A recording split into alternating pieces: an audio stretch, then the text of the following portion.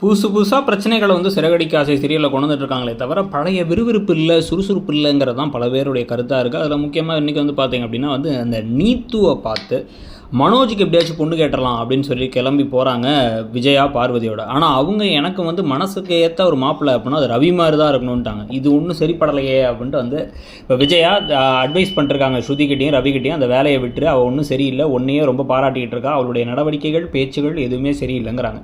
நீ தான் எங்கள் அம்மாவை ஏற்றி விட்டியான்னு ரவி இப்போ ஸ்ருதி மேலே கடுப்பாகிறதெல்லாம் ஒரு பக்கம் நடக்குது. இன்னொரு பக்கம் அந்த ஒரு பொண்ணை காப்பாற்றுறதுக்காக கொண்டிருந்தாங்கல்ல, அந்த பொண்ணுடைய தற்கொலை முயற்சிக்கு இப்போ வந்து அட்வைஸ் பண்ண சொல்லி முத்துக்கிட்ட சொல்ல, அவங்க அண்ணான்ட்ட அப்பாட்டெல்லாம் வந்து லவ் மேரேஜுக்கு அக்செப்ட் பண்ண சொல்ல அவர் அது அவங்க குடும்ப விவகாரம்னு சொல்லிட்டு ஸ்ருதி இந்த பக்கம் சீதாவை பார்த்து நீ பத்திரமா இருங்கிறாரு.